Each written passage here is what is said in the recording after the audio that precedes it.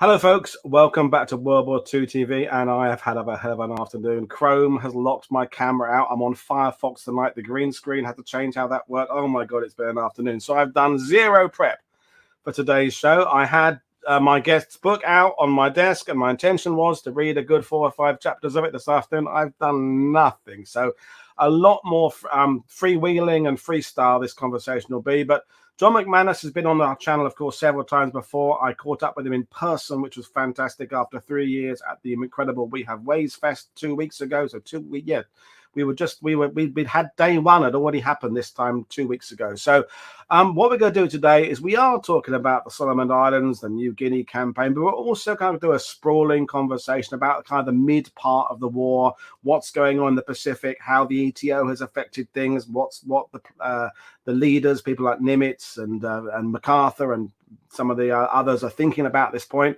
And then we'll open up to questions from you. If you are a new subscriber or have just found this channel, we had a few new people in from after JD's appearance a couple of days ago. Thank you. Welcome along to WW2 TV. Please don't forget to subscribe, and that means clicking the little bell so you get notifications, and all the information you need, including book links and links to my guest website, is in the description below. So use that either now or after the event, and we welcome your comments during the show, after the show. But that's enough sprawling, meandering introduction of me. I'm going to bring my friend John McManus in. So good afternoon, John. How are you today? Doing all right, Woody. I apologize for my appearance, my war wound here. I've had a bout with a dermatologist. Obviously, as you can see, she got much the better of it. She's very skilled, and that she actually made me uglier than I was before. And that takes some doing. I'm full of admiration. Well, I think there was one occasion when I had my hat off and we were both standing away from people, and people came up and they thought I was you and you were me, because from behind, kind of similar build, similar head shape and style. But anyway, as we just talked about off screen there, that we are still, both of us, recovering from what We Have Ways and the incredible people we met. And you were I think you were only one of 2 Americans there. Waitman is an American but lives in the UK. So just to start the show off, what was your experience like at the James Holland Al Murray Festival? Kind of eye-opening. I mean, it was so damn much fun. I don't know how many people I ended up talking to, incredibly savvy people about World War II, every aspect of it. So many fun conversations, great questions that we had during my 2 panel sessions. I had so much fun that it's almost kind of hard to describe it. So yeah, it was unique too for me in the sense that I mean, of being almost the only American there. It was sort of, I won't say a brand new audience, but it was a little bit of a brand new interactive kind of experience of being at a festival like that with primarily a British audience, and just seeing how great that was. I didn't want to leave. I had a great time, and half the fun was seeing you and seeing the other humans too. It was so great to catch up, and interaction is the key there. I mean, it's this type of YouTube, and you've got your own podcast now, and I've been doing this, and of course we've both been guests on other podcasts and shows. The virtual meeting up has been fantastic, and we're not going to knock it, but actually seeing people in person has just was really great after 3 years. That hardware, 25-pounders and T-34s and stuff. But anyway, one thing that didn't come up particularly in the topics at that festival was the Pacific. I mean, it came up a little bit here and there, but the conversations were mostly about the ETO. So what we're going to do today, folks, is we're going to kind of talk about 80 years ago, August 1942, where was everybody? What was the situation? What had gone well? What was not going well? What was expected to go well? So I'm going to throw up a map there, John, of kind of the situation. So give us a kind of a basic summary of what's been happening since sort of January 42, and the Midway has been a turning point. But in terms of the island hopping campaign, has the island hopping campaign really been labeled that yet? Not quite yet. It's in the offing. But what's happened by August 1942, and that's a terrific map that I think comes from one of the official histories. The Allies have absorbed that first major blow of the Japanese, that first 8 months when the Japanese really do have the initiative. They've got significant advantages in terms of naval hardware and tonnage. They are better prepared for war. But also their own success turns out to be something of their undoing, in that, when you just take a glance at that map, you can see how far they're eventually going to overextend, and how hard it's going to be to have influence the farther south you go, and to supply garrisons, and to move ships and folks and stuff. So by this time, the Allies, really the worst of it has passed. The Burma campaign has happened, and that was really almost a complete unmitigated disaster for the Allies, which the consequence of that is you lose your landward link to China, and then that creates a serious logistical issue for China, which lasts most of the rest of the war. You've also had, obviously, the debacle at Singapore and Malaya, Hong Kong. But from the American standpoint, the worst of it has, of course, been the Philippines, which the Japanese had invaded as early as December 1941.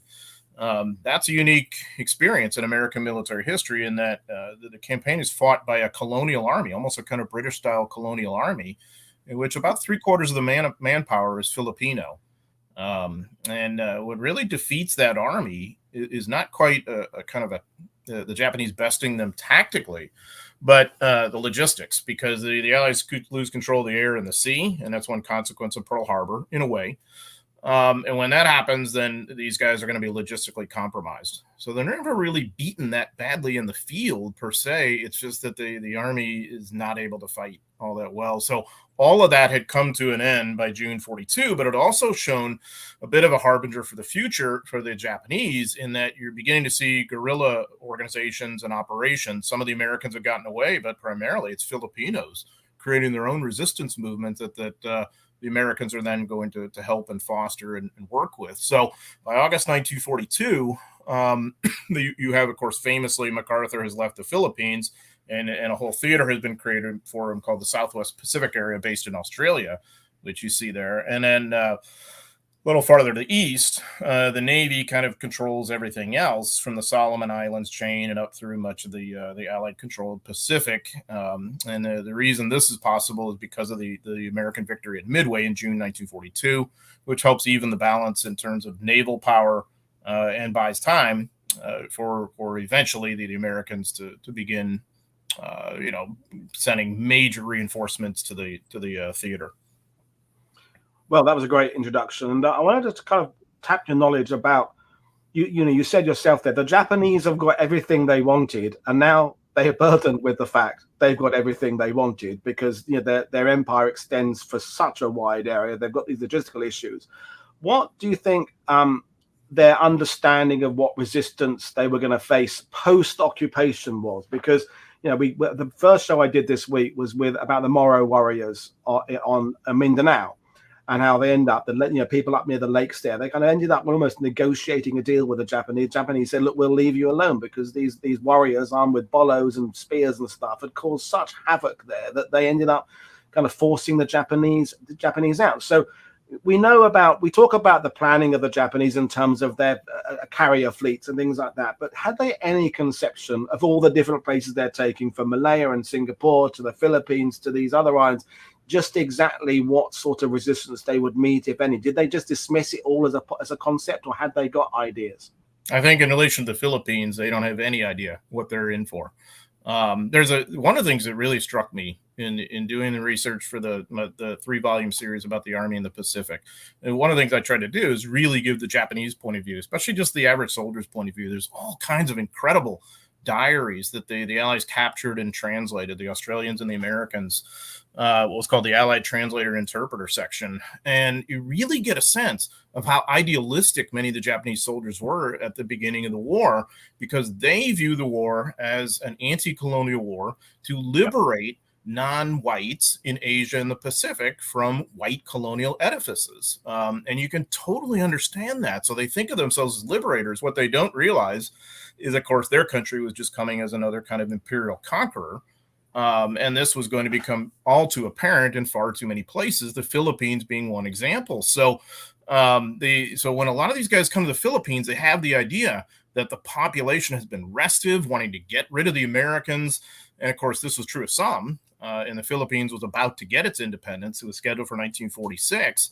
But they're stunned, the Japanese are, by the level of sort of pro-American sentiment that is typical in much of the archipelago, and how hard the archipelago is to control. I would argue it may be impossible for any government to control it, whether it's the colonial Americans in the 1920s, the Japanese in the 1940s, or the present government now. And so you find yourself having to come to accommodations. And so you see this a bit of a microcosm throughout some of the Pacific and Asia, though the colonial overseers were resented or hated, depending upon where we're talking about. The Japanese were not necessarily welcomed. And so this is profoundly disillusioning for a lot of the Japanese soldiers. Of course, as we go farther south, into remotely populated South Pacific areas, now you're talking about just hard to live in the jungle, or knowing nothing about local culture in Papua New Guinea or on Bougainville or something like that. And then that's a kind of a different question as to how the Japanese are going to function there. But if I were to generalize, they don't do as well in dealing with the locals as do the Allies. The Japanese tend to be a bit more coercive, especially on New Guinea. And I think that the Australians and the Americans are a little bit more effective, though we would look at it now and find some of their actions sort of appalling from a colonial lens, of kind of exploiting the labor and not paying very well and expecting them to do some of the schlub work, of digging fortifications or moving stuff or unloading ships or, whatever it would be. So it's really a kind of geopolitically complex war too.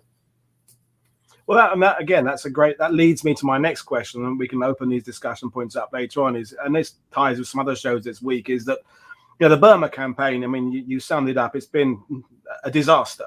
But General Slim, for the British, it's the beginning of his revolution of what the 14th Army becomes, and moves back into Burma and India 2 years later as a very different force. And they have learned a lot about hearts and minds and getting on, and Slim's own linguistic abilities shouldn't be forgotten at this point, of his understanding of the different languages that people are making up there. And it seems to me, as a generalization, that the Japanese go in 41, 42 with little understanding of the local populations, and pretty much in 45 still have, if anything, less understanding of the local population. But you can see in the 42 period from Allies, the seeds of how the Allies are going to make things better are there, even if in practice the Japanese still hold a huge swathe of the South Pacific. So are there any kind of examples you can say of little things, particularly with the American Army, which is your kind of favorite subject, of little things that this early period, beginning the learning curve, things that they say, okay, well, we've done this wrong, but here's the little steps we can take to make these things better? Yeah, I think you really see that with SWAPA, when MacArthur, who comes away from the Philippines campaign profoundly disillusioned about the Navy and the Army Air Forces, and sort of blaming them for the defeat in some respects, outside, I guess, Washington policymakers, who were his favorite, boogeymen. He came away thinking that the Navy had betrayed him. He came away thinking that the Army Air Forces were totally ineffective. And yet, within about a 4-month window or so of him coming back in March, he has really begun to rehabilitate those views and become, I think, quite a sophisticated thinker in terms of airlift operations, in terms of what air power can and should mean to the Pacific War, of working with the Navy more closely. So meeting Admiral William Halsey is just seminal, because MacArthur and Halsey just get on well from the start. They had a great rapport. Their fathers knew each other, and both military professionals, so they had that tradition. And MacArthur really found it very appealing how aggressive Halsey was and had a fighting mentality, versus what he thought he had seen with the Navy in the Philippines. And so you're already seeing that, and that is really bad news for the Japanese, because it means the Allies, once they have the shipping, are also going to have the know-how to get really good at amphibious operations, of course, famously island hopping, but also airlift. This is where you see them ahead of the Japanese at this early moment of the war in 1942. Transport aircraft to airlift troops that becomes so important because of the terrible terrain, especially in Papua New Guinea. And so when this happens, it means the Japanese are going to lose something in the order of loss of the control of the air, but also the control of mobility through the air. The other thing I should point out too, I mean, the whole reason for this war from a Japanese perspective against the Western powers is the so-called Dutch East Indies, today's Indonesia. I mean, they wanted resources, and that's where the goodies were. And so that's a pretty quick grab, although it's restive too, sort of like the Philippines, but not quite as much. But the question is, can they make use of all those goodies they get? The oil, the bauxite, the tin, the rubber. And as the war unfolds, increasingly the answer is no. And that's a byproduct of starting to lose the war on the high seas too. The other thing they've done that I think we tend to look past, but I think we can, once we think of it this way, we can totally relate to it, especially from the European lens. Of course, the Germans famously chose a two-front war. Well, now the Japanese have two. The army gets its war on the Asian mainland in China in the 1930s, and of course that's still ongoing, ultimately not to Japan's advantage.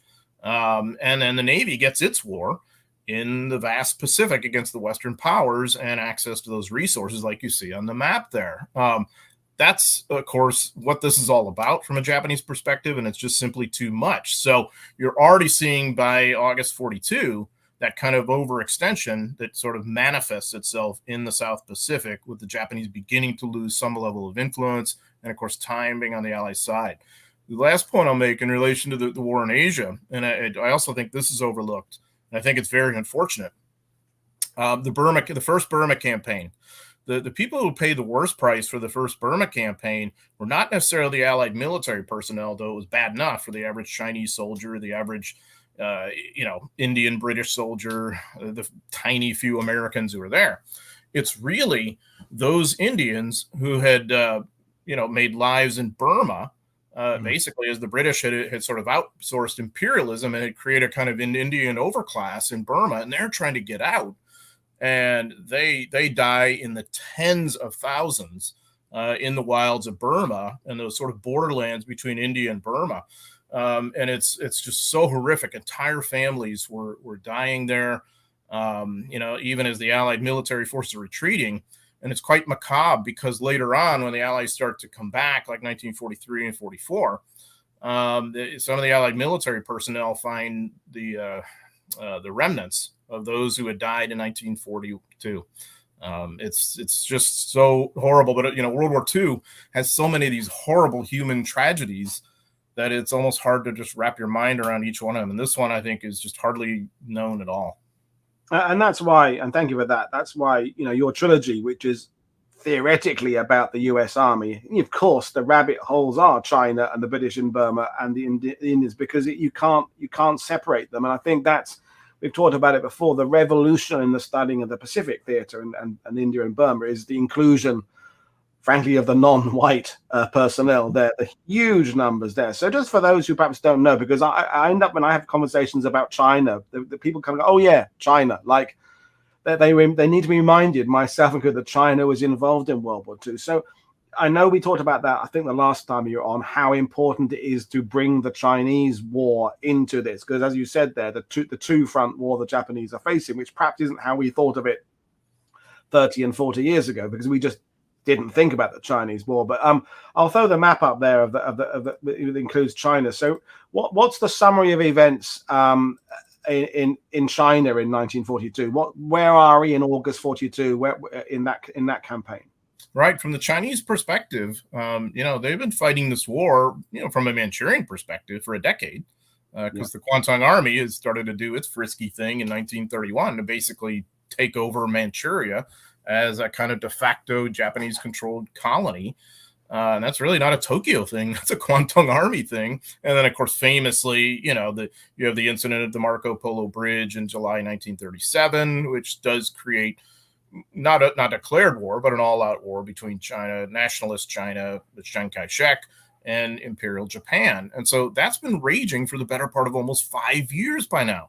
So from Chiang Kai-shek's perspective, he's thinking, I've been at this for years, and you guys are latecomers to this, and what are you going to do to help me? And it's the Americans who are really the most serious among his allies about the idea of trying to support him logistically, though in return, they want their own kind of uniquely American set of actions and perspective. In other words, we're giving all this Lend-Lease hardware and all this stuff. It means that you need to go into combat the way we think of it, the way we're going to advise it, and you need to have operations against the Japanese. Well, that's, of course, is not that simple. And of course, as we all know, the real enemy looming on the horizon is Mao and the communists, and Chiang Kai-shek is quite mindful of that. And you really have a kind of tripartite dynamic in China, because you also have in Japanese controlled territories what the Allies say is a collaborationist government, but the government itself calls itself the real government and the sort of future of China, remarkably similar in a way to Vichy France and all that. So World War II is a civil war in all these various countries, China just being one example. So China is really kind of central to the entire war in Asia Pacific, because if it's not in the war, the Japanese are going to be free to redeploy their army wherever they wish, or wherever they have the shipping that permits them to do so, I guess we would say. But I don't think there's any question that if those guys aren't tied down in China, regardless of how you think the Chinese are or not fighting, they're not there to fight you on Guadalcanal or on New Guinea or in the Philippines or somewhere else. And that's why it's so important for the U.S. to keep China in the war. Also, for a post-war vision for Roosevelt's administration, is that you'll have a kind of post-colonial Asia in which a kind of reborn, rejuvenated, post-open door China will be the kind of leader of Asia. And that is the hope. It's not really what comes to fruition, but it's what American policy is geared toward. And that leads us to kind of the idea that it's very similar to when you say about the Chinese wanting support. This is the same as Stalin. When are you going to help me out? I've been fighting this war, earlier than you have. And the difference being in the ETO is that the British, the French have a vested interest in the post-war map of Western Europe. In the Pacific, the Americans have more of the British have their previous empire to think about, but it's the Americans that are particularly looking about, I don't know if expansion is the right word, but trade and business in that part of the world. So that they've got that immediate working with the current, as you say there, the complicated political situation there, but also with a view to the fact that the communists are also there. So they're juggling all these different things at the same time. They want immediate action to help the war, but they're also thinking long term as well. And that's where it gets complicated. And when people are reading about the Pacific campaign, they really want to read about people running up islands out of LVTs and shooting Japanese out of trees. And this whole, is it political? Is it geopolitical? Is the aspect that I think is important but gets overlooked. Yeah, and I totally get that, because I love reading about that stuff too and writing about it. But really, what has led this war to happen is the Americans want a balance of power on the Asian continent, and China is the key to that balance of power. When the Japanese decide we're not going to have a balance of power, we're going to be the dominant power in Asia, and we think this is an existential struggle because of resources, now that creates this kind of collision course between Japan and the United States, which actually are two countries that had got on pretty well before this and after this. And I know that's a little bit like saying, aside from that, Mrs. Lincoln, how was the play? But seriously, obviously relations deteriorate and you have this horrible war. But the U.S. and Japan and its relations had been pretty good previous to this, and they're obviously going to be very good after. It's incredibly, stunningly how quickly this happens after World War II, that the U.S. and Japan kind of come together again. But there's this terrible moment. And so, though it's a little more fun to think about LVTs and whatever else, this is what's led to this war. And I think when we kind of pull the lens back, especially after 80 years, this war doesn't strike me as quite as necessary as obviously the one in Germany, where you have this psychopathic dictator Hitler determined on expansion, and the Nazi party and all that. The Japanese leadership could have gone in a different direction. The Americans could have chosen not to pursue sanctions and been so embedded in the idea of a balance of power and all that, and probably not to the betterment of Asia if Japan is the dominant power. So Japan certainly was the more aggressive and I think probably most responsible power for the war.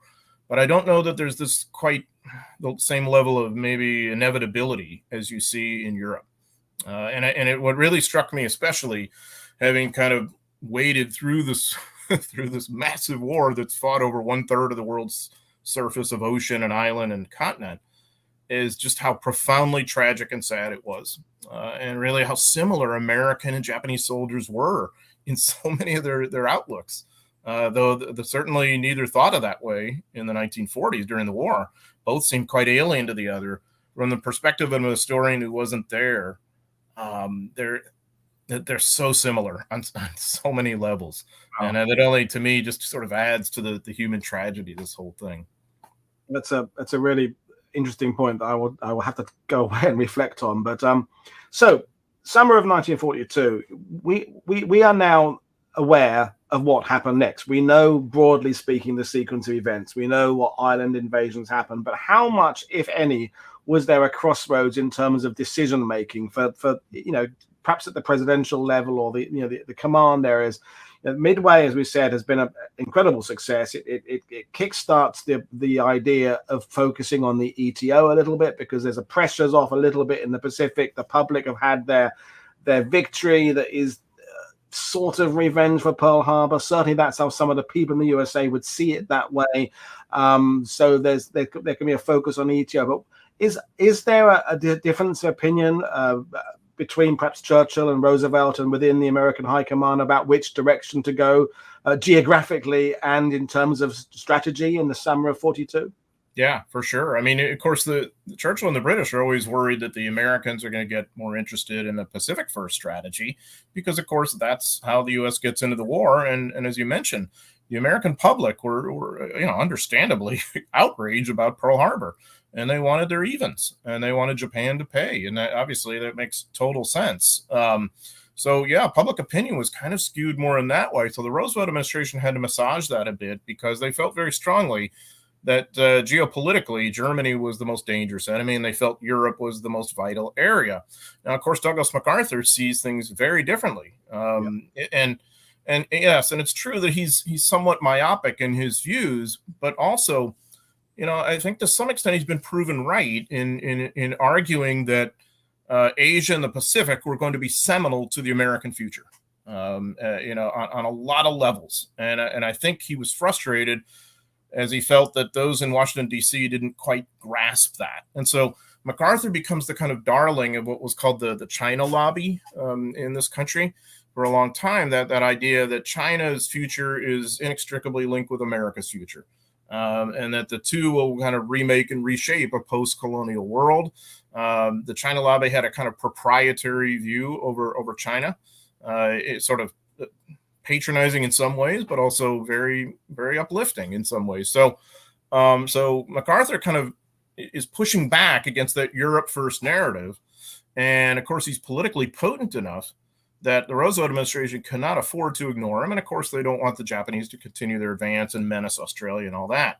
At the same time, you have the subplot going on of a kind of difference in strategic thinking between Army and Navy leaders, and certainly in the Navy thinking more in terms of a Pacific First strategy for understandable reasons, and wanting more control over the war against Japan than maybe the Army would want, and vice versa. And so all this leads to a kind of uneasy compromise of dividing theaters, in which you've got MacArthur's Southwest Pacific area, or SWAPA, and then you're going to have the Navy controlling most everything else. It eventually becomes known as the Central Pacific area, or PRONG, or whatever, once you get farther north.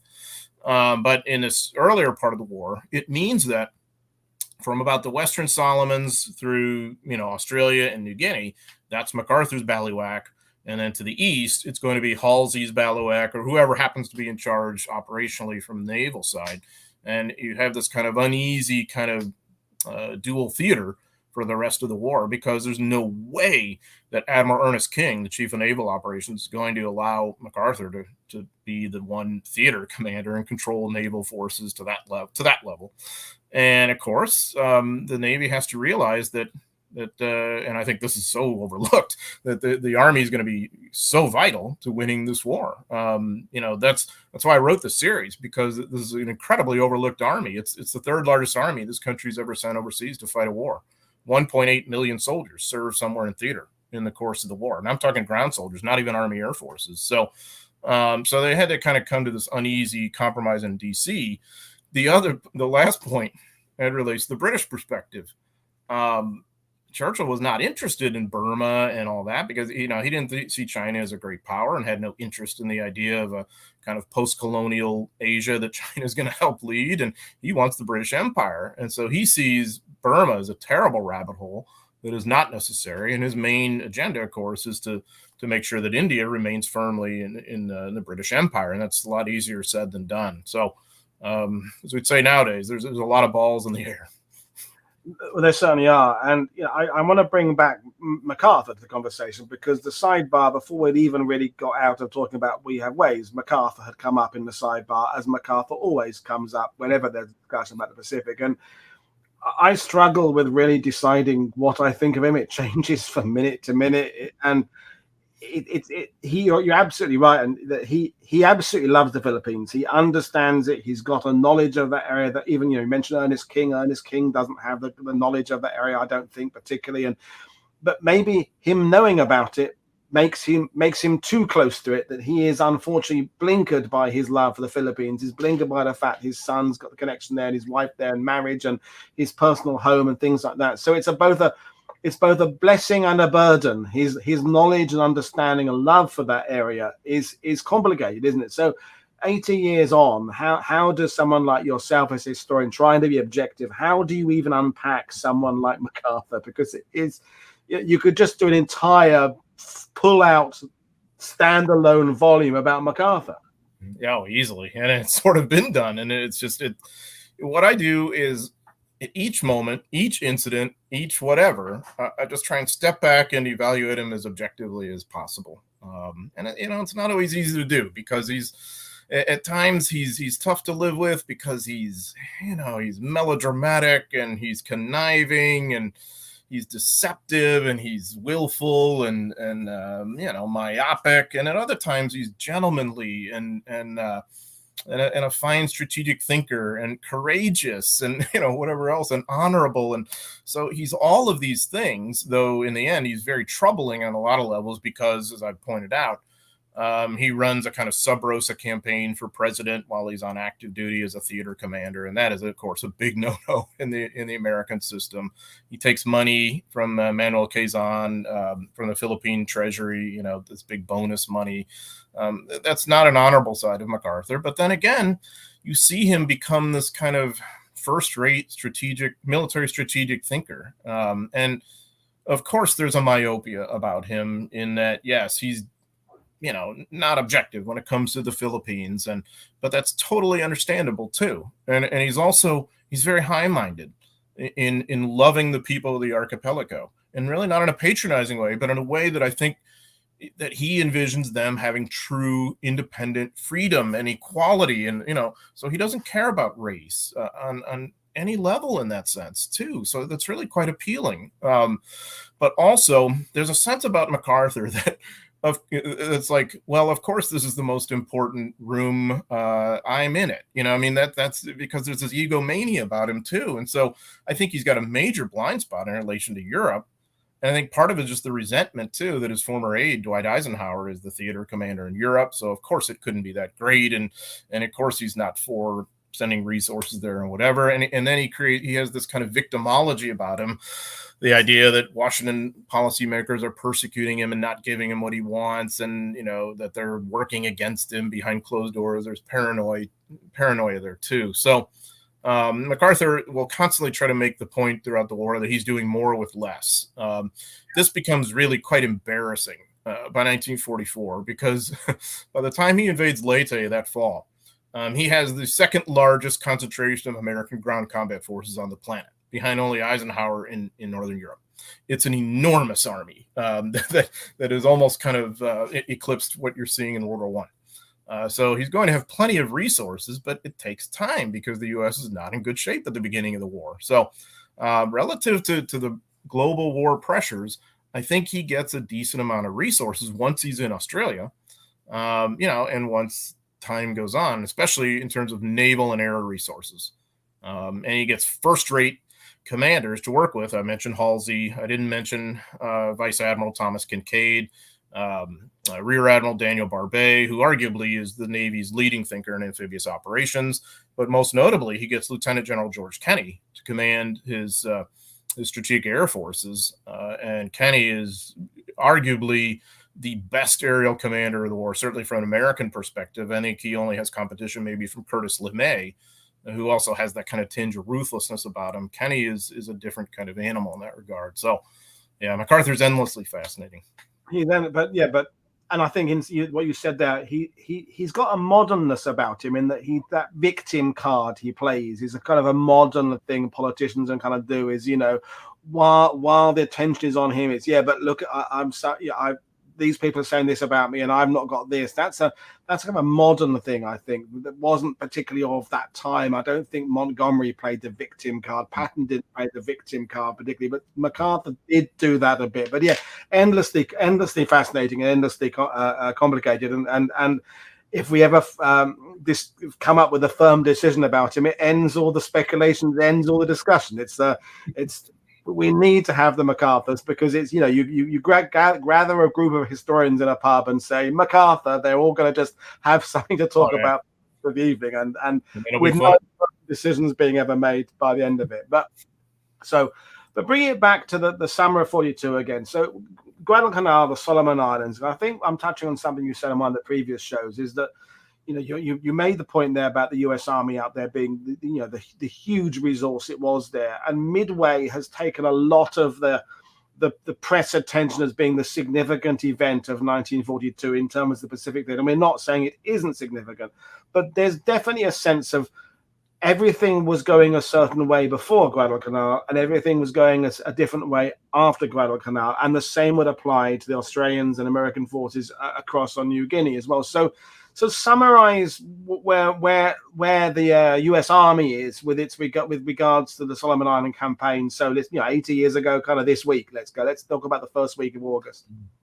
Yeah. So at that stage, you now have the foundation set for these kind of dual theaters that now is going to play out in the South Pacific. So MacArthur's Southwest Pacific area is focusing that. I mean, we'll say in a northern hemispheric sense, that's summer, but really it's winter. In August on defending Australia. I mean, really, that's the crisis point for the Australians. How would you like to be in this situation where the bulk of your ground combat forces are on the other side of the planet and you've got Imperial Japan bearing down on your northern, spheres of influence and you're looking at the possibility of an enemy invasion. So where are you going to turn? Obviously, the United States Army is going to be the key to that. And so what that means is you're going to have the beginnings of a major U.S. presence in Australia that goes on for the rest of the war, but especially for 1942 is one of the key moments because first you're securing Australia, making sure there isn't any Japanese invasion. Fortunately, there really isn't one, but it means things sociologically. And that's what kind of interests me. And I think this is also overlooked. About 1 million Americans either serve in Australia or go through Australia at some point during the war. Australia has, I believe, the largest proportion of its population in military uniform during World War II. When the Americans are on site, the Australians are responsible for feeding them at least to about a 50 to 60% point. And I know this will shock everybody. The Americans begin complaining about the food. So why are the Australians feeding them? To save shipping, because shipping's at such a premium. And obviously the German U-boats are sinking a lot of Allied shipping, and we got problems in the Pacific too. So over time, have to work that out. They work out the language thing, but also race is another huge thing because you had the White Australia laws or program, whatever you call it, that basically envisioned in a racist way that Australia would be white as a nation. And now here come African-American soldiers that the Americans insist on bringing in there. And the irony of ironies, once they're there, the Australians end up treating them better than many of their white countrymen, their white U.S. countrymen, especially in uniform. So you have racial tension, you have some riots here and there, but for the most part, it's a pretty successful relationship. And so MacArthur's focus is to use New Guinea as a kind of stepping stone to get back to the Philippines, which is going to take a long time. Okay, so farther to the east, though, of course, as the Army and Navy have kind of divided theaters here, through most of the Solomons, the Army is increasingly going to be involved in joint operations with the Marines and, of course, with the United States Navy in trying to get portions of the Solomons back or to get primary Allied influence there. And so this is what leads to, I think, really a kind of I guess I won't call it a misunderstanding, but a misapprehension of the two key battles of 1942 from a U.S. perspective. Buna in Papua New Guinea, and also the Australian fight at Gona. which is more or less in along that the north coast there. It's two battles of the same thing. And in Guadalcanal, which I go over, is way more famous. Those are two battles of the same campaign, but they're not looked at it that way from a U.S. perspective because they're under different commands. You think MacArthur, Buna, you think, Marines, Guadalcanal. From a Japanese perspective, they're two battles of the same campaign, and that's why they lose, because they're overstretched thin at the two. So that is of so great importance, but I think it tends to be overlooked. No, so we talked about that last time, and then there's the irony as well with the Australians, is that the Australians, arguably best fighting soldiers, are not defending Australia. They're out in North Africa and other places like that, and in the Middle East, and so Australia's defense force is somewhere else. Then there's Americans are now kind of defending Australia, and then the importance again of this is the era when the British, Australians, New Zealanders, India, Americans, we're all kind of sorting out pecking order, cultural differences, how we're going to work, as you said there, work our armies together, because we have different policies with regards to integration. We have different aspirations after the war. We have different immediate goals in terms of, retaking back the Pacific. But during this period, the groundwork is really being done, isn't it? Teething problems there, of course, to kind of get to the point that where 2 years later, the force that's moving across is reasonably streamlined. Everyone does sort of know what the aims and goals are, because that work was done in 1942. That's my understanding of it. I'm hoping. I think so. Yes. I think so. Yeah, and that's where the growing pains are. And I just think it's fascinating in relation to the U.S.-Australian relationship. You could argue this is one of the most successful alliances, if not the most successful alliance in modern history. And it really is forged there in 1942. A very powerful bond, but believe me, it's not without tension. And we were talking earlier about MacArthur's evolution.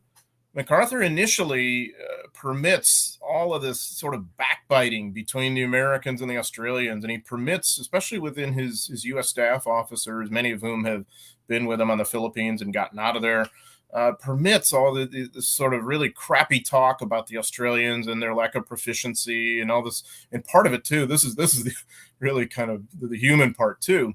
Many of them, of course, now have Australian girlfriends, and so there's all this sort of pillow talk running down the AIF, and well, we're here to save these guys, and all that typical kind of hubris. And then there's the Australians backbiting, and so then once the Americans run into problems at Buna, then you have this sort of vindication.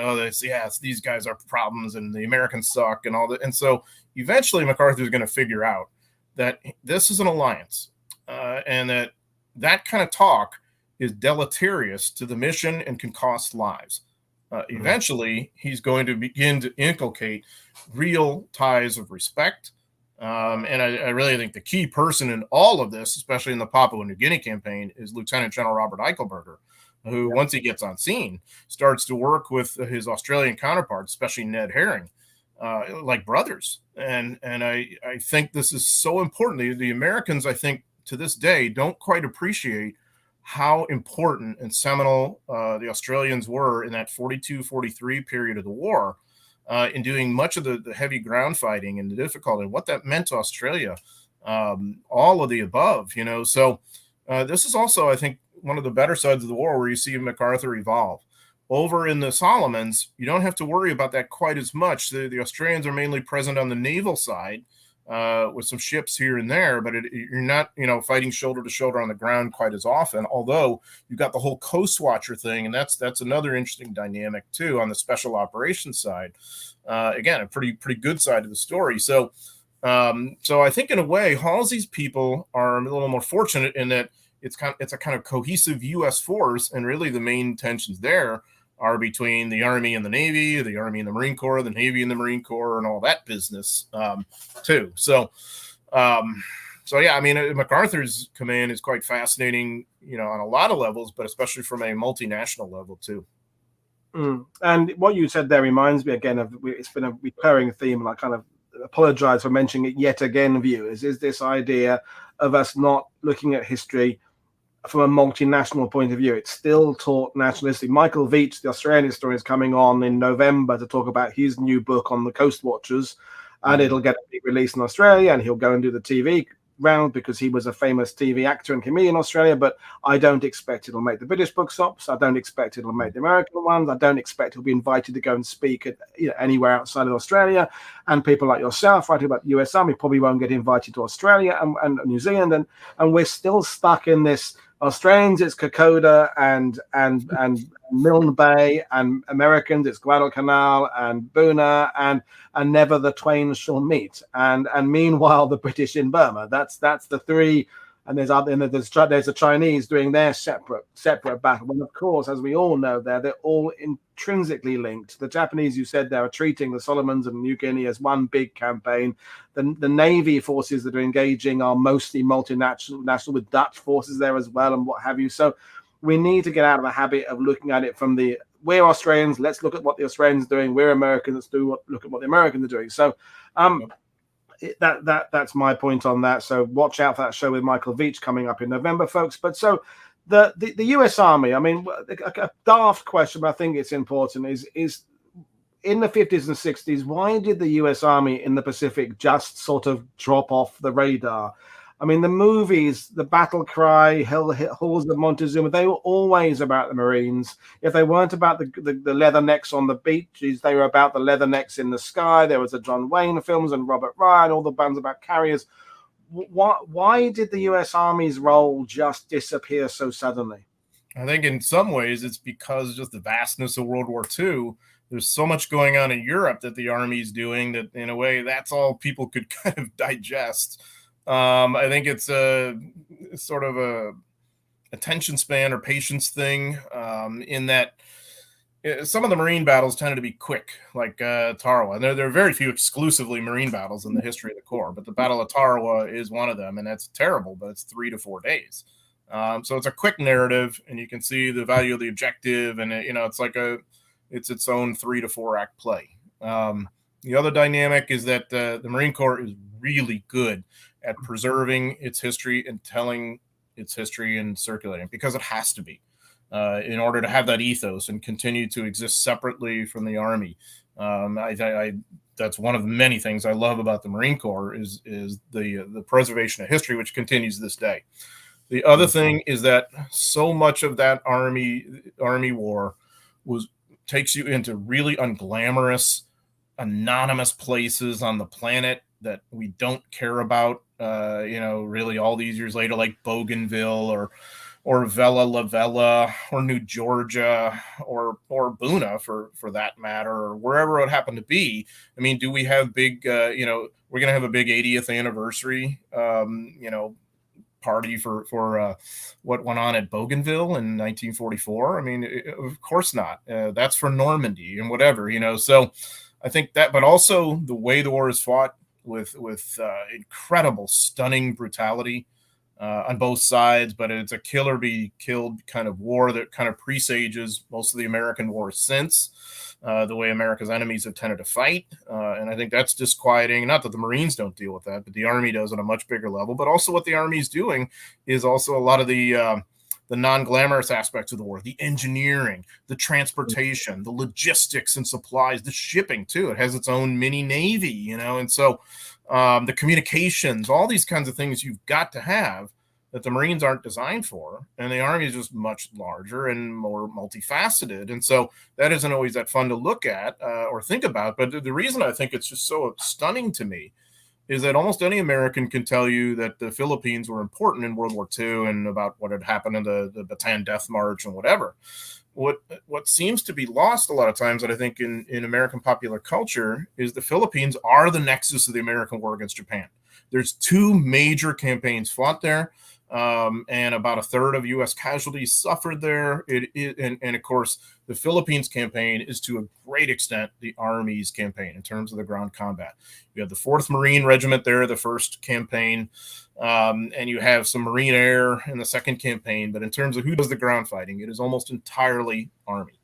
And then there's a kind of, in later battles, there's a kind of a tendency, or parallel battles, kind of a tendency to just say, okay, well, this was the Marines. like Guadalcanal, but actually that was very much an army battle, a majority army battle. The Battle of Saipan, the Battle of Guam. I mean, all of these are Army and Marine Corps battles. Okinawa. So the list goes on. And I think sometimes it's just easier to get that quick narrative and kind of move on. And I think that's terribly unfortunate.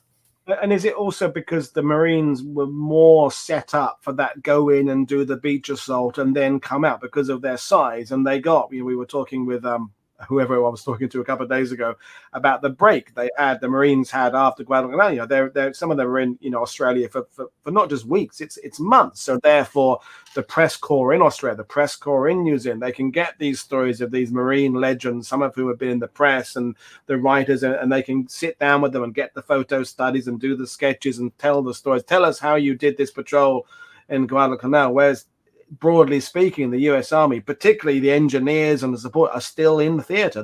They don't get these breaks. So is that maybe a contributing factor as well? I think it is. And in a way, I think it's so eerily analogous to the airborne.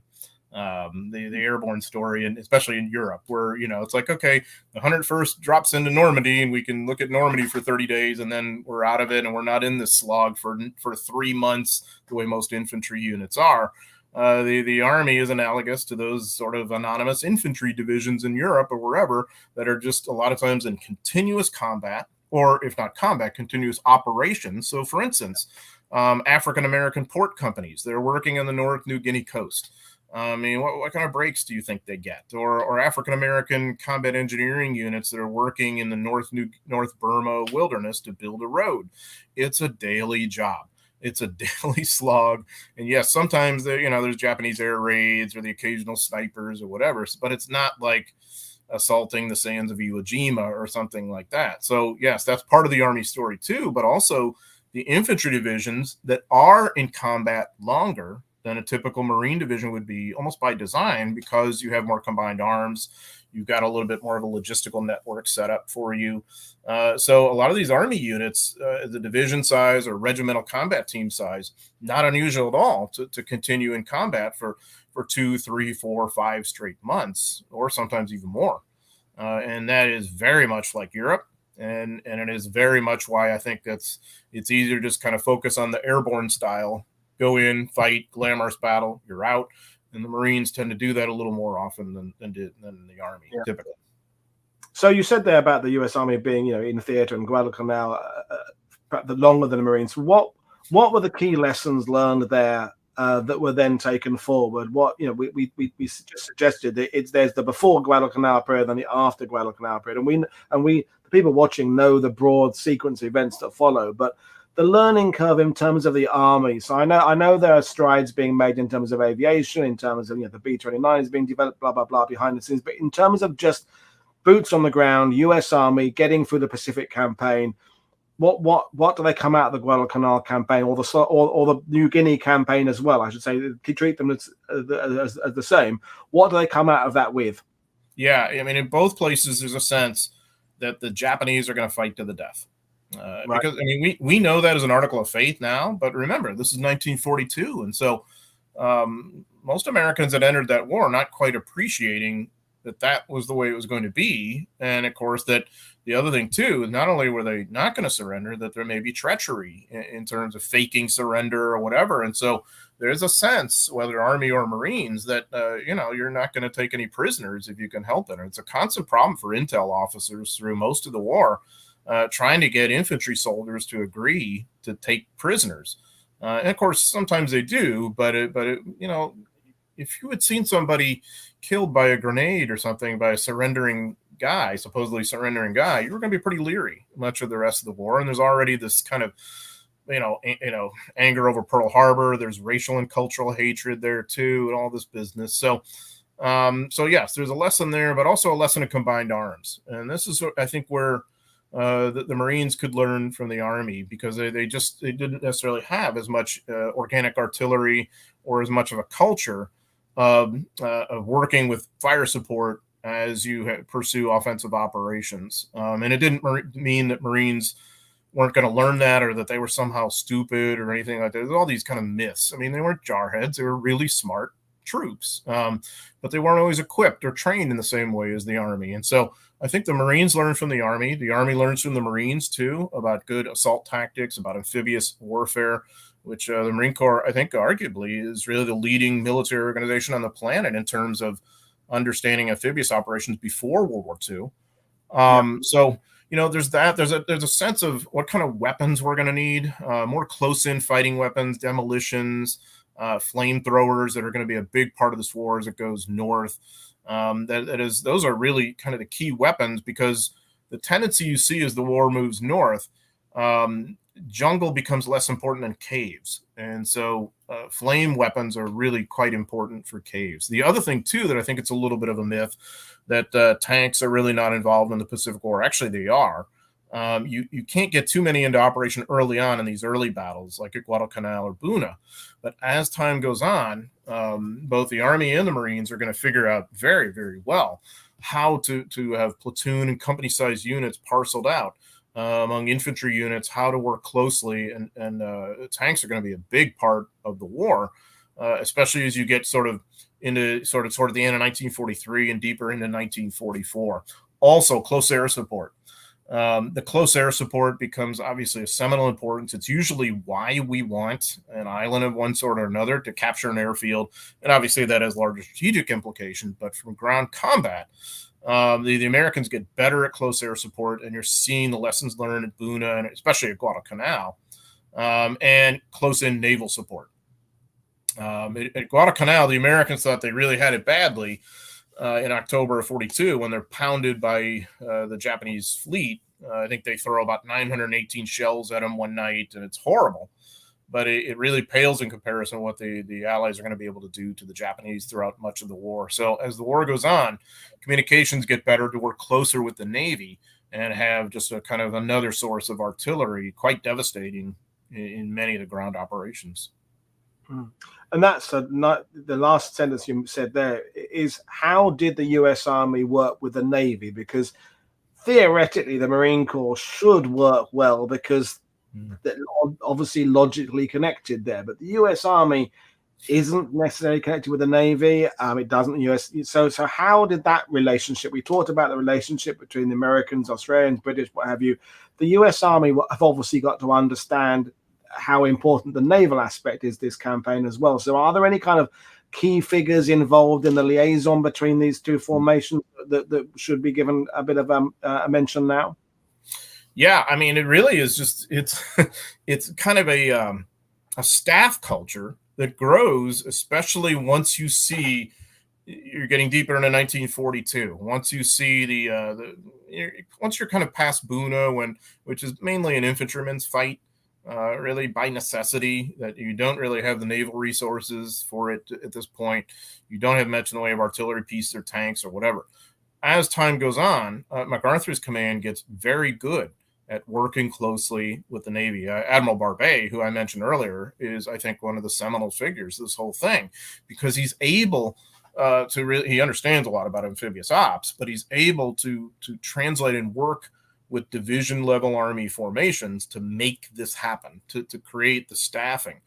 It is, I think, quite remarkable how closely and well the Army and the Navy do work together throughout much of the war, in spite of very vast strategic differences and tactical differences of how they went about things. And an example I'd give you is the pallet custom that starts to come about, especially in the 7th Infantry Division and the invasion of Attu, and then and many divisions later, to create a kind of palletization program of loading, cargo loading, and how you're going to get it off ship and all that, which certainly is, you're thinking about it from a ground warfare point of view, like, okay, what do we need quickly?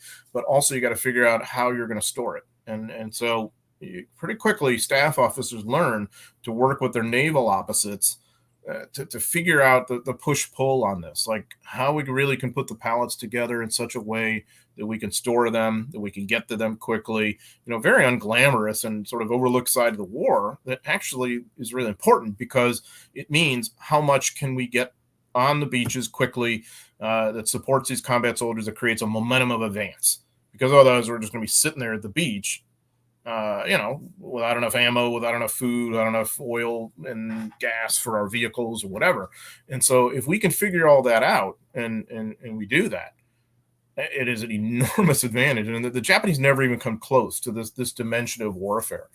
So the Army and the Navy thinkers, I think, get really good at this because there's an expectation, whether it's MacArthur, whether it's Nimitz, on down, that's how you have to operate. And of course, there's tons of tension. I'm not going to pretend otherwise, but I think the end result is the end result that is pretty effective.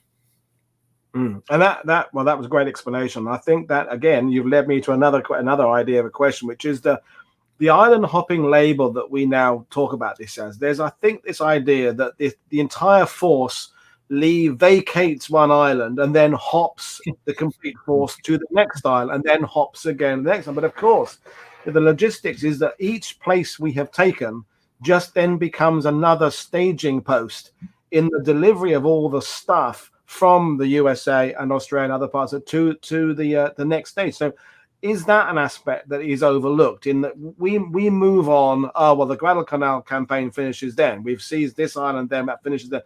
But in fact, they're all just vital hubs. It's you're creating that extended base, and that's again where the size of the U.S. Army, engineering again, logistics, supplies comes into its own, and that's an aspect I know. You write about in the book that again. We said we all like to read about the amphibious forces running across beaches and shooting Japanese snipers out of coconut trees, but in actual fact, it's that ability to spring and keep this constant supply there. So let's have a little 5-minute discussion about logistics, because logistics is fantastic. It's amazing, and I mean, first thing to realize, I think, and this is so easy to overlook because we live in developed parts of the world, and of course, focusing as we often do on the European theater. It's just a given. We've got communication lines. We've got harbors. We've got roads. We've got places to eat or whatever it would be. We've got local authorities or, you look at that map. That's not true in most of that map. And even in some of the larger developed places like the Philippines, like Leyte would be a really good example. It's just a living nightmare to fight there because of the weather. The Battle of Leyte takes place, from October 20th, 1944 on, okay? There are 3 typhoons that come in within 10 to 14 days of the invasion. And think about all the water that's dumping on Leyte, a place that already you can't build airfields because the water table is bad or the soil stinks or whatever it is, and so that's just a microcosm for much of what's going on throughout a lot of that Pacific map, or worse. And so think about it. Almost everywhere you got to go, you have to create the infrastructure, the buildings, the warehouse storage, the port facilities, the jetties, the docks, the waste disposal facilities. And this is something too that isn't fun to think about. But like on New Guinea, we don't have a sewage system, which means we have to burn all our offal, similar to like what's famous in Vietnam. The offal burning detail that almost any Vietnam veteran can tell you about. And of course, we're talking the tropics here. And so we're doing that. We're taking garbage out to sea and dumping it there. So you're having to deal with that. And of course, by the way, there's also disease. And I think we've learned that disease is kind of important, in the last couple of years. That certainly impacts things, right? And especially communicable and contagious disease. Well, malaria is a serious problem. Scrub typhus is a real problem. At any given time in 1943, MacArthur's theater had about 4 guys down with sickness, mainly malaria, for every 1 down due to combat against the Japanese. Just think about that a second. So you're talking about having a controlled disease. I tend to see the Pacific War as an interspecies war as well, against the little mite that transmitted scrub typhus that the doctors learn all about and had like a 4% fatality rate. This is modern times we're talking about. And of course, the mosquitoes that are spreading malaria and having to control that. And of course, then the pharmaceutical side of taking Atabrine, so just existing in some of these areas is really problematic, much less fighting a war there or moving on, using it as a base. And so all of this is a remarkable achievement in a way to build a major base, say at Hollandia, in the sort of kind of western part of the North New Guinea coast, as you see there, which turns into a mini American city in about 2 months from April to June 1944 out of nothingness, And so as you advance farther north, you're taking these way, leftover places and turning them into major American bases, hubs, cities, or whatever through this kind of process. And so, like I mentioned Bougainville earlier, it's in the Solomon Islands chain. You can see it there on the map. Okay, most of the place is just a wilderness. You don't really want it. So you're in the kind of coastal enclaves, and that's where most of the fighting happens. But also, eventually, once the Americans gain control of it, it is truly a mini American city. There are dozens and dozens of chapels. There is like hundreds of thousands of square feet of warehouse space. There's harbor facilities. There are docks and cranes. There's athletic fields, like baseball fields, dozens and dozens of them. There's volleyball courts. There's basketball courts. There's people listening to Armed Forces radio. There's people growing crops, figuring out the local soil.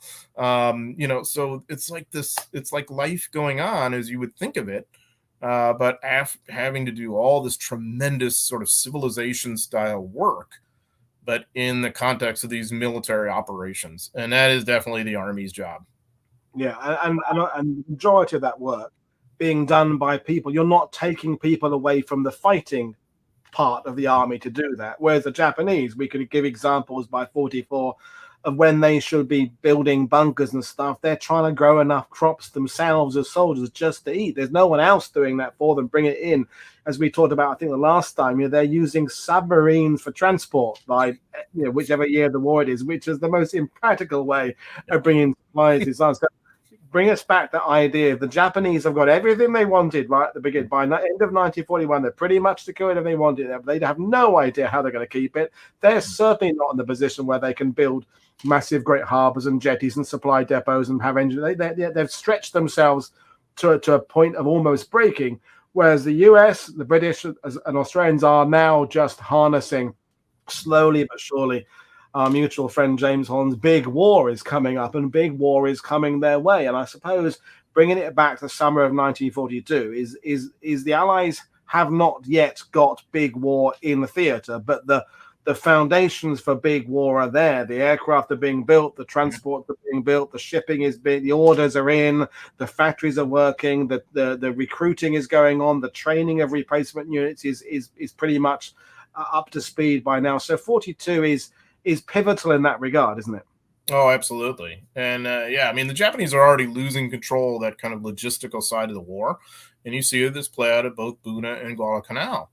I mentioned earlier that one of the reasons the Americans lose in the Philippines in 1941 and 42 is really logistics. And that's certainly a player in what happens to the Japanese at Buna, Gona, Sanananda on the North, Papua New Guinea coast, and at Guadalcanal. The Japanese came to call Guadalcanal Starvation Island because what was happening there over time, obviously it's an air, land, sea battle, and it's an enormous test of wills that takes place over many months. But as the Americans gain control of the air and the sea, for the average Japanese soldier now, that means not enough sustenance. And so, probably as many die of either starvation or nutrition level related diseases as combat. And you're seeing something of the same thing in New Guinea at that same time. These two, they're losing both these battles because they're stretched too thin, certainly from a combat power point of view, but from a logistical power point of view too. So the Japanese experience in New Guinea is about to get really unhappy. They're going to call the New Guinea jungle a green desert. To give you an example, a little later in the war, like I think 43 and 44, when they get outflanked and they're sort of outfought in some of the battles along the north coast. But every bit as commonly or more, you're going to have Japanese who are kind of bypassed or consigned to the wilderness and left there to starve. And that's exactly what will happen. One guy whose diary I found or account I found, I think he was one of like 67 guys out of something like 500 to 1,000 in his unit that actually survived, so, and most had died of disease or malnutrition. And really kind of by design. I mean, the Allies were sort of operating that way because you can't take every island, you can't take the whole coast. And so you're talking about flanking movements, and island hopping is all about choosing where you're going to invade and where you're not going to invade. And a lot of times that's a question of intel as well. And the Allies don't have anywhere near as good at intel as they probably should, but it's tough, So, really, it's the Japanese who are, going to pay the price, a terrible price for logistics. And that is, I think, a side of World War II we'll never really truly know that much about, because the vast majority of Japanese who suffered that fate starved anonymously or died of disease anonymously, and remains probably never found. And so you'll never really know their story.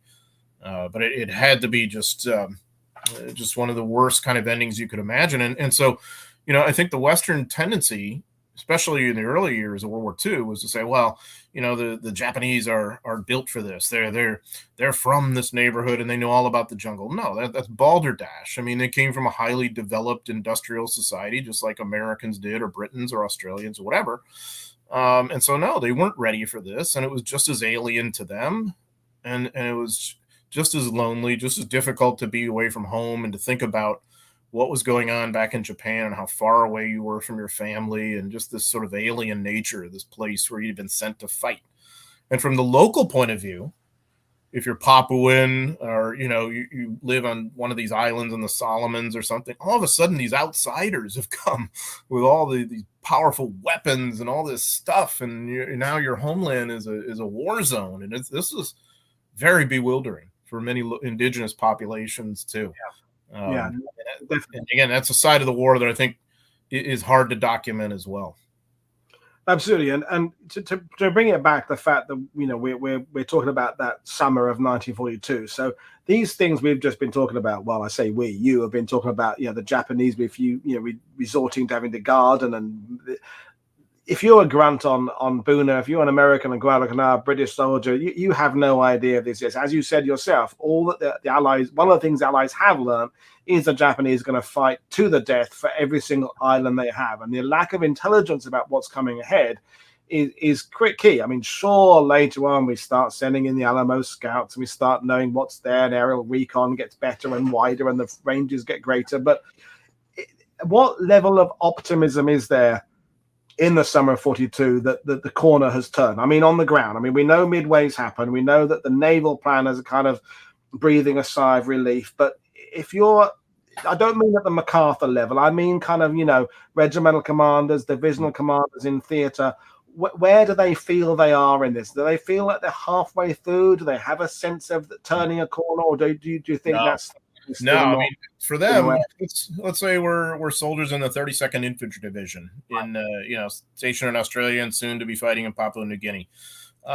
Midway, in a way, might as well have been happening on the moon. So it's sort of like, oh, I read about that, great, whatever. But there's a whole war to fight. There is no sense of turning a corner. There's a sense of about to go in and fight, and a heck of a lot to do. The 25th Infantry Division at Guadalcanal, of course, it had been hit in the Pearl Harbor assaults because it was based at Schofield Barracks, not far from Pearl Harbor. The Americal Division that goes in and fights at Guadalcanal first. They're the first Army soldiers to fight there alongside the 1st Marine Division. All of them have this sense of this long road to Tokyo, and that this is just sort of the beginning of it. All of them, of course, have this hope that if they fight a campaign, that eventually they'll be rotated home and somebody else will do the fighting. There's a pipe dream, of course. Most of them are going to be in the war for the duration. So, no, it's actually just the very, very beginning of it, and there's a kind of a sense of naivete about what to expect. As I mentioned, many of them don't quite grasp yet that the Japanese will fight to the death, and that there's not going to be a lot of prisoners taken and all that. The other thing about the Pacific Theater battles that's quite different from Europe. Let's say we push through the German front, we outflank German forces, we bypass them or surround them or whatever. We could be pretty confident that the German commander is probably going to surrender to us at some point, like at Cherbourg, for instance. Yeah. That's not going to happen against the Japanese. It's really more like, I compare it to like a shattered mirror. You shattered the mirror, you've policed up most of the big shards, but there's some of these little Sharpies that are still out there that can get you. And so, like, we could be patrolling on Guadalcanal in 1944, and there's still some bypass Japanese here and there that could present issues for us. And that's a microcosm for a lot of the war too. And so, MacArthur's tendency as the war goes on is to use the term mopping up, which is just horrendous on so many levels. Or to send out these communiques saying, oh, the fighting is over, it's this, that, and actually it's going to go on for months. And so it's very difficult for the Americans to kind of define their own battle narrative of who's on the island, who's defending it, when the fighting is really ended, when we've really had the objective. This will be a problem through the whole war. And there's some real fiascos centering around that. So, well, thank you for that. And again, let's try and understand the situation by perhaps morale, because bringing it back to the ETO, which we both also study, we know by March 1945, there's no question the Allies aren't going to win now.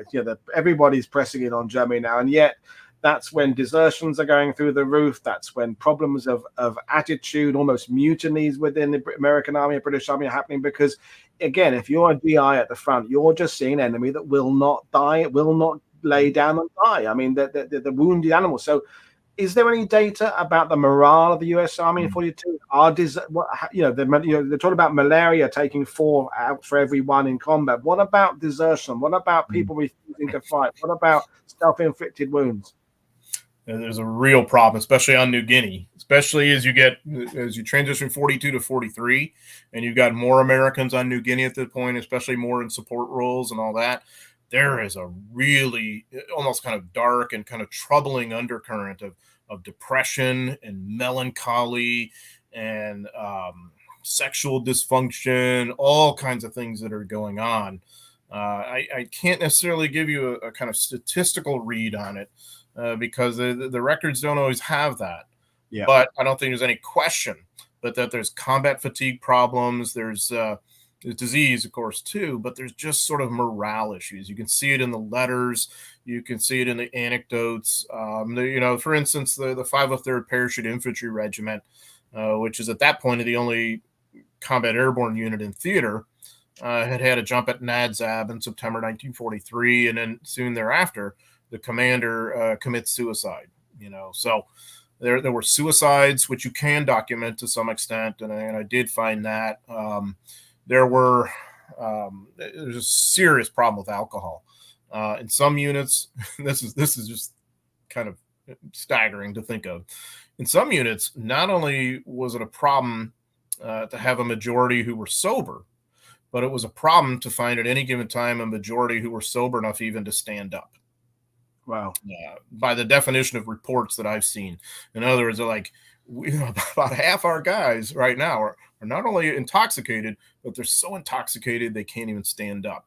And the reason that was happening is because you were having to make your own swill, through what was called jungle juice, because you don't, have a lot of infrastructure. You're not going to find a brewery or whatever, and so it's basically make your own. So they're taking like fruit juice and that they've swiped from the mess hall or whatever. They're fermenting it with potato peels and raisins and all this kind of stuff. And so this is pretty powerful stuff that the Americans call jungle juice. And you're not going to just take a few sips of that. If you've been on an all-night detail unloading a ship, or you've been under a Japanese air raid or whatever it is you've been doing for 24 to 48 hours and not a lot of sleep, you're going to pound this stuff down. And you know how guys are. And there's not a lot of female companionship too. That's the other thing. The venereal disease rates are not a problem on New Guinea. Most of the American soldiers, whether white or black, had no interest in local women. But in Australia, it's a different matter. And you're talking about 33% rates and all that there. But morale was much higher. So on New Guinea, it's just. But this is this idea that there's where we could understand as historians the Pacific Campaign is in 42, and there's where, if you're living it, you felt it's perceptions again, isn't it? It's perceptions are different at different levels. And the British Army kind of been pushed out of Burma is going back to this idea of Slims building up this idea. Okay, the Chindits and things are doing these long range penetrations, whatever. But they're kind of creating a new army ready, sort of away from the front line. And the Marines, as we said, the Marines, some of them are taken out of the line, back into the line, have as many months out of the line as they're doing that. But the US Army are just there in these shitholes for months on end, and they're not. No one's stopping off with a map saying, "Here's where we are. Here's where we're gradually pushing Japanese back. Here's what's happening over here." Actually, we're doing quite well. You know, we feel that we look at this is in order. We put in last week the B-29s. You haven't heard of them yet, but believe me, they're going to be a big thing in a couple of years' time. So they don't know that. So you know, it comes back to the idea of how when you're putting together a book, you've got to keep the reader informed contextually about where this is going in the big picture, but remind the reader that for those guys at the front, it was a very, very different picture completely. It was, and there's this sense, especially in New Guinea, of just being left behind. I mean, exactly. No one's coming to you with a map and saying, "Here's where you fit in the bigger picture. Eventually, you're going to move on to the Philippines, or you're going to do this." No idea. You're just out there in the middle of this crap wilderness where life is difficult. And so there's guys with disease, there's torrential rains and heat, there's no women around, you can't get enough alcohol, you're doing this drudge job, whether it's logistics or whatever, or preparing for the next battle, if you're an infantry soldier or whatever, it's just an absolute grind. And so I think that's part of what the morale problem was. Is one of the battalion commanders in the 503rd had put it, you know, there's always problems when soldiers don't get enough women fighting, or, you know, I think alcohol was the third thing. And there's just nowhere near enough of any, you know, through a lot of the Pacific. And these are just the ones we're talking about. I mean, if you look at that map there, for every island we see, there's probably, what do you think, 5, 12 other islands that aren't on there, many of which are garrisoned by these left behind garrisons that are important for the kind of communication nodes and whatever the war effort. But if we're part of that garrison of 300 guys on Canton Island or something like that, you know, we definitely feel like we're at the end of the world and that no one cares about us. And so, I mean, if you look at it this way, a GI in Italy, a GI in France or in England is complaining up a storm about his terrible lot, right? Imagine these guys, I mean, who really are out there in the middle of this wilderness, and don't know where they fit in the bigger picture, and just know that life is really a kind of an alien struggle. And the other thing too that's important, I think, for a lot of 1940s era GIs is getting proper credit. In other words, you know, morale can really skyrocket if you know, you see in Stars and Stripes or in Life magazine or Yank or something like that, stories about what you're doing. There's not a lot of that, not as much of that in the Pacific as you're going to have elsewhere. And so I think that's another factor too. You know, Ernie Pyle's not coming to your unit, you know, to make you famous. You know, he's not in the Pacific until Okinawa. So not getting the liberation parades. I mean, you know, if we think of, you know, Tunis, great big parade there. So if you've been part of that campaign, you get to see some grateful civilians. The North Africa, then you get into Italy. There, you get these grateful civilians. As I said, the civilian population in the islands that have a civilian population, they don't even really kind of understand, in some extent, the idea of what's coming. They because they've not really had the infrastructure before, so they haven't lost anything or got it back, because it's still. Whereas, you know, if you are in Tunis, you have had the Germans occupying, the Italians occupying. Now they've gone, and you've seen the destruction there. But it's so that you don't get those moments of here's what we're fighting for. The why we fight episode of Band of Brothers kind of never happens in the Pacific, because there isn't. Even when you get to the Philippines, when you are, and maybe Guam and whatever, when you're actually bringing liberation to American friendly forces, there's so much wanton destruction and death and suicide and all that kind of stuff there, that there's no sense of that liberation. I know we're skipping ahead to 44 and 45, but where are the moments, if you're in a US Army in the Pacific, where you can feel that moment of it's worth it? Because you don't have a lot of them. And so what a lot of guys fall back on is that anger over Pearl Harbor, that hatred against the Japanese, saying, great, we're killing these guys. We're making them pay the price. We're doing whatever. It's really here, in my view, that you begin to see the kind of American preoccupation with body count. that is so sort of infamous in the Vietnam War. I'll tell you, you really see it in a lot of the unit reports of this era, equating that with progress to victory, or maybe giving the Japanese what they deserve or whatever else. And so, no, there aren't a lot of uplifting moments. I mean, a lot of the European theater guys purported to be disillusioned about, the parade in Rome, or, the people excited about being liberated and all that. But believe you me, that was a big deal to them. They knew why they were fighting then when that happened. And because in the Pacific, you do see these moments, these glimpses of it, like you mentioned on Guam, the 77th Division, when they see people on Guam who are excited to be liberated. That's a big deal for these guys. The sad thing in the Philippines, you're seeing this, especially as you get closer to Manila, but then, of course, the city becomes this terrible battleground and it's destroyed. And so anything you would have thought of long-term is sort of laundered through that experience. And so you really don't get a lot of that.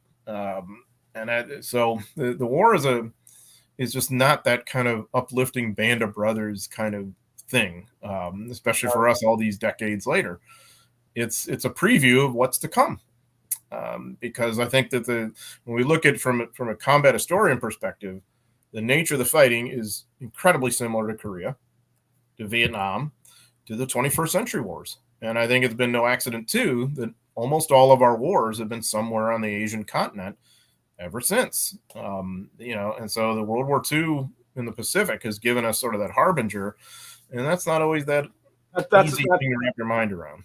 Until the tragic events in Ukraine, I think you can kind of look at the ETO as the last war of one type, whereas the Pacific World War II, as you said, they're the kind of the first war of a different type. I mean, people say no, it's not as simple as that, and I appreciate it's not as simple as that, but there is a little bit of a connection to that. But I think we'll just do a couple of questions about your books, and then we will bring the things. So people are asking, when is the second volume coming out in paperback, and when is the third volume coming out at all? So let's do some housekeeping about where we are in this amazing trilogy.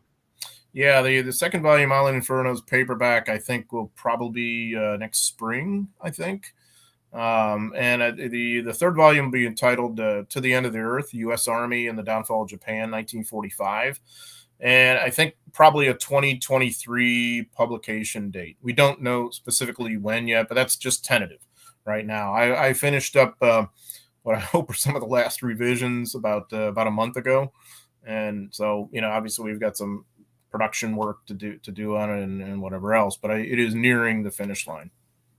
Brilliant. And I mean, it's, as we said before you went live, I mean, it seems at the thickness of the first volume here that, 3 books like that are going to cover everything. But of course, with the complexity of the Pacific campaign, loads of rabbit holes did not get burrowed down because you just simply had to think about word count. So, I mean, I know we're not talking about your specific next projects, but do you think that's you done for the Pacific for at least the next decade or so? Do you feel you don't want to go into it? Because, we're talking about how bleak it was to fight it. It's quite bleak to write about. There's quite a lot of tragedy. Yeah, there is, exactly. I don't know. I'm ambivalent because as I've, we're talking about rabbit holes. As I've learned more, I think there's more to know, and I've gotten a bit more interested in exploring more about the Pacific on some levels, but especially like the leadership side. Just over time, I've gotten more interested in senior leadership. I think I've really taken us into the grunts world quite a bit, and I've gotten more interested in how the senior guys really affect the grunts in that regard too. So. I think, as I mean, obviously, I just find General Eichelberger fascinating on so many levels and really important and overlooked. I think there's a lot to learn about him and about Walter Kruger, who also is an extraordinarily important ground commander in the Pacific. So I don't know. I guess I wouldn't say that I'll leave the Pacific behind, but I might be interested to get a little break from it, I suppose, after about a decade. And thank you. And again, there may be more of a study from people on the relationships between the nations and the social side, cultural side of it. The people like Jonathan Fennell and Daniel Todd and Alan Allport who've written about kind of those aspects. Maybe there's more to be looking at with regards to Australians and New Zealanders. And again, the indigenous peoples of all these places there to kind of mix all that up and understand that experience. I know Robert Lyman's been looking at that more in Burma. So there is a lot more work on that side of how have those relationships affected the post-war relationships. We know that Australia and Japan has a complicated relationship still, and New Zealand has a complicated relationship where it sits in there. So there's the legacy of how World War II swept through these areas is still a living, breathing aspect of politics to this day. Look at New Zealand's policy with regards COVID. They're kind of looking about ourselves now, and it's fascinating how you can see echoes of, do we do this alone? Do we do it with everybody else? Do we do this as a global policy? This ties up with the attitudes of World War II, I think. Yeah, absolutely. All those deep roots there. Yeah. There's so much to see. Well, we will bring things to an end, because otherwise we'll just go. Better to leave people wanting more. But I think what we'll do is we'll make a date for you to come back and talk about 1943, because the trials and tribulations just keep on going in the Pacific. And again, the analysis can be done from both the where we are in the picture of the war at a larger, but also where it is from those who are fighting it, keeping those two things going on at the same time. Because that's, I think, my takeaway from the day is that where, as historians, we can understand the Pacific campaign is very, very different to the guys where they felt they were in it in the summer of 1943. Boy, that's for sure. It's all about perspective. It's all about context. Yep. Well, we'll leave things at that. So I'll just take you off screen for a second. I'll bring you back in a second. So, folks, I'm off for the weekend. Hopefully I'll have all my tech problems sorted out. Monday, we start our Aviation in the Pacific week. So Paul Ham is coming on to about Hiroshima and Nagasaki. We've got John Carotola's talking about the strategic bombing. We've got shows about a particular B-24 crew shot down in New Guinea. So lots of stuff coming up. Then I'm planning my next week. We've got shows on the Falaise Gap. Philip Blood is coming on to talk about the 80th anniversary of Hitler's anti-partisan order. So loads more stuff coming up. I have no break now. I had my 2 weeks off. I'm in it now all the way through till October, when I may go away again. But so keep watching what we're doing. Keep sharing what we're doing on social media. The links to buying John's books are in the description below to his website. Not only the Pacific, you've got those books about ETO as well. And if you haven't started reading his books, what the hell have you been doing? But I'm going to put John back in to say goodbye, basically. So enjoy your weekend, John. We will no doubt talk again. And it was so good to have seen you in the flesh, so to speak, 2 weeks ago. In fact, it was 2 weeks ago this evening where we were in the green room, weren't we? Yep, it was awesome, and I really appreciate you having me on, Woody. It was so much fun. Okay, well, this is Paul Woodadge for World War II TV, so I will see you all next time. Cheers, everybody. Thanks for watching. Have a good weekend. Bye.